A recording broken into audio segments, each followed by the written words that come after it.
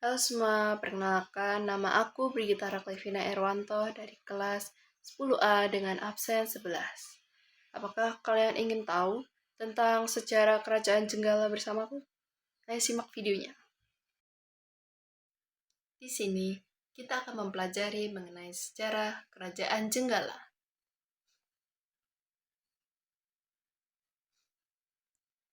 Nama Jenggala diperkirakan berasal dari kata Haujunggalo atau disebut Jungyalu.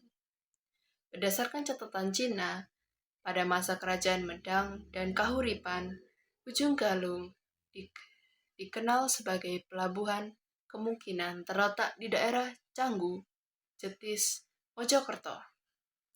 Sumber otentik yang dapat dipakai sebagai dasar acuan yakni Prasasti Kamalgen.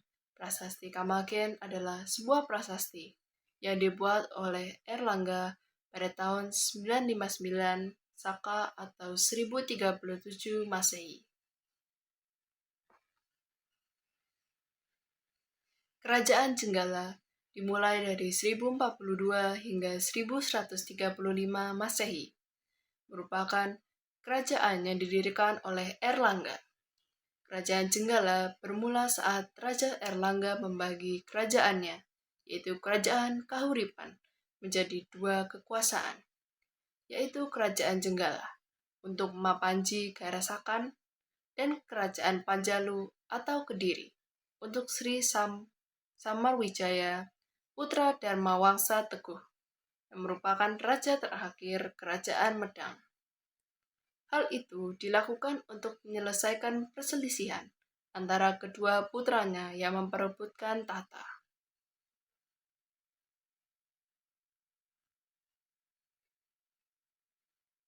Kemudian terdapat raja-raja yang pernah menguasai. Yang pertama yaitu Mapanji Garasakan, disebutkan di prasasti Turun yang kedua, 1044. Prasasti Garaman 1053 adalah putra kandung dari Raja Erlangga dan prasasti lainnya. Yang kedua, Alanjung Ahyes disebutkan dalam prasasti Banjaran 1052. Yang ketiga, Samarot Saha disebutkan dalam prasasti Sumengka 1059. Diduga merupakan putra kandung atau menantu dari Raja Erlangga. Ibu kota kerajaan Jenggala adalah Kahuripan, yang terletak di lembah Gunung Penanggungan, sekitar Sidoarjo, Pasuruan, dan Mojokerto, Jawa Timur. Kemudian kita memasuki masa kejayaan. Masa kejayaan kerajaan Jenggala terjadi saat dipimpin oleh Raja Mapanji Garasakan 1042 hingga 1052 Masehi, di mana kerajaan Jenggala mencapai puncak kemajuannya. Masa kejayaannya yaitu meliputi perekonomian dan perdagangan, hubungan internasional, wilayah kekuasaan, hingga pemerintahannya.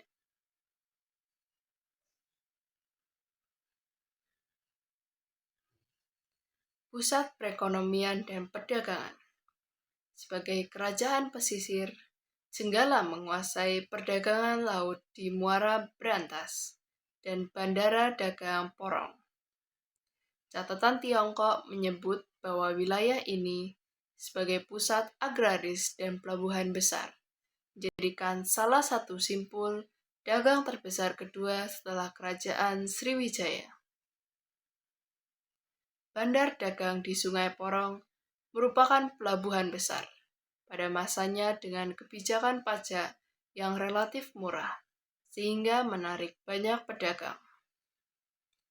Aktivitas ekonomi di tempat ini didukung oleh berbagai komoditas palawija, emas, gading, perak, dan kerajinan tangan yang diminati oleh pedagang dari luar wilayah.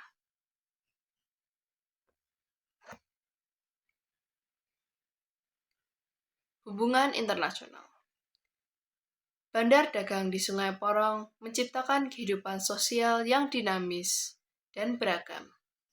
Banyak pedagang dari berbagai daerah seperti Cina, Arab, Afrika, dan Thailand membuat masyarakat Jenggala terbiasa berinteraksi dengan budaya yang berbeda.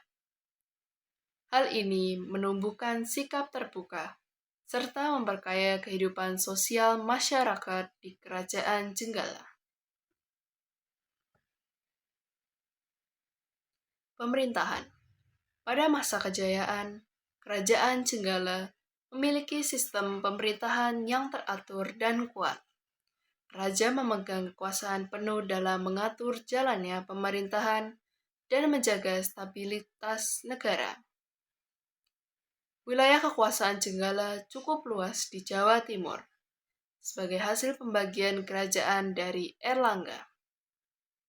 Kondisi politik yang stabil membuat kehidupan masyarakat menjadi aman, tertib, dan teratur.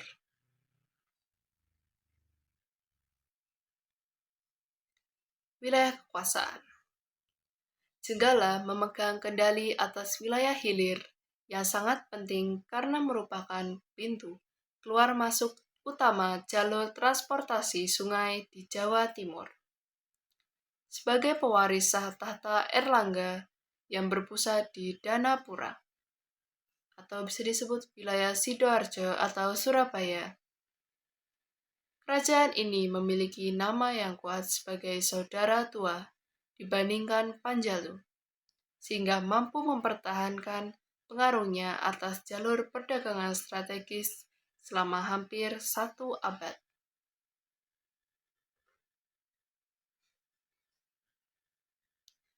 Masa kemunduran.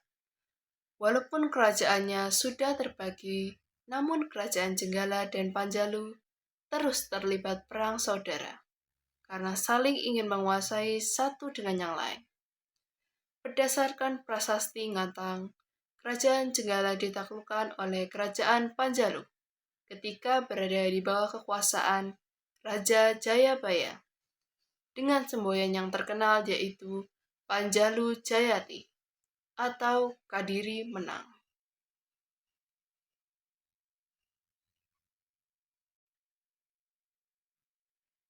Kita masuk pada peninggalannya. Yang pertama, adanya Candi Prada.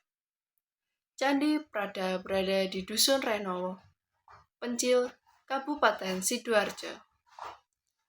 Namun, sayang sekali, candi tersebut telah dirusak oleh penduduk di tahun 1965. Hanya sedikit yang diketahui mengenai peninggalan situs kerajaan Jenggala. Apalagi ada yang sudah hancur seperti candi ini. Sangat disayangkan, peninggalan Candi Prada ini sudah tidak ada karena rusak.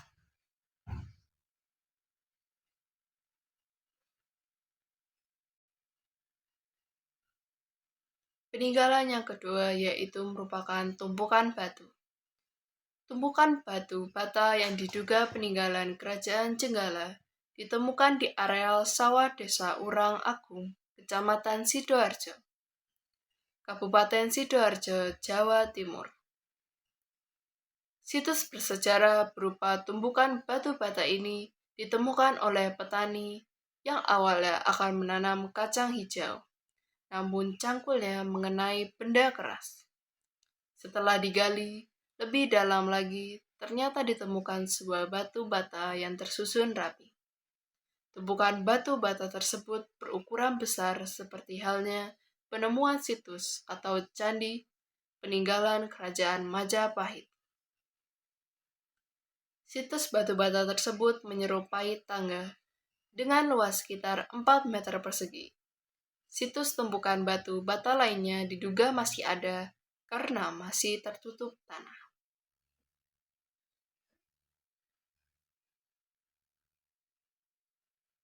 Yang ketiga merupakan Prasasti Banjaran.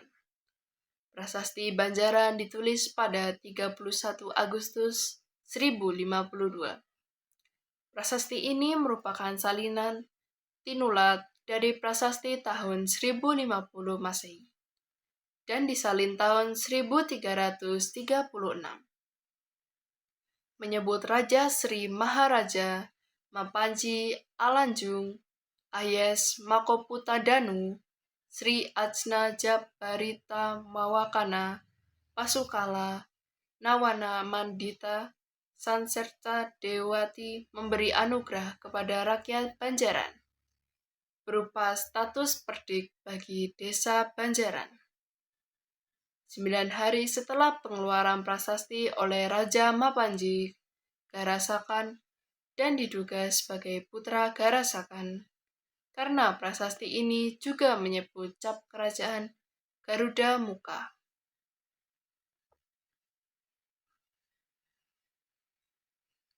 Yang keempat terdapat prasasti Turun Hyang. Prasasti Turun Hyang pada tahun 1044 berasal dari Dusun Truneng, Kecamatan Kemlagi, Kabupaten Mojokerto, Jawa Timur. Di prasasti ini menjelaskan tentang nama Raja Janggala setelah pembagian wilayah ialah Mapanji Garasakan. Nama Raja Kediri tidak disebutkan dengan jelas, tetapi dapat diperkirakan dijabat oleh Samara Wijaya, karena sebelumnya pada prasasti Pandan 1042, ia sudah menjabat sebagai putra mahkota. Kemudian terdapat prasasti Kambang Putih. Prasasti Kambang Putih merupakan prasasti yang berasal dari tahun 1050 Masehi. Prasasti ini dikeluarkan oleh Raja Sri Mapanji Garasakan, menceritakan tentang kejadian Kambang Putih yang menyerang istana kerajaan Jenggala. Meski diserang, kerajaan ini masih memberikan pujian kota pelabuhan kepada Kambang Putih di prasastinya.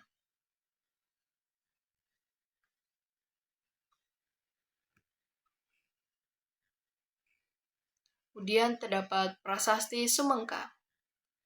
Prasasti Sumengka yang berasal dari tanggal 31 Maret 1059 Masehi yang menyebut nama Raja Sri Maharaja Samarasota Karnakenasa Ratnasangka Kirtsinga Jayantang Kudewa dengan cap Janggala Lacana diterangkan bahwa Raja Janggala Samarasota memberi anugerah kepada desa Sumengka sebagai desa perdik karena desa ini telah memperbaiki saluran air yang dulu dibuat oleh Paduka Buku. Kemudian kita sampai pada penghujung acara. Saya mengambil informasi tersebut melalui beberapa sumber. Itu terdapatnya Wikipedia, iNews, Kompas, dan Okezone. Sekian dari saya, terima kasih. Apabila ada salah kata, saya mohon maaf.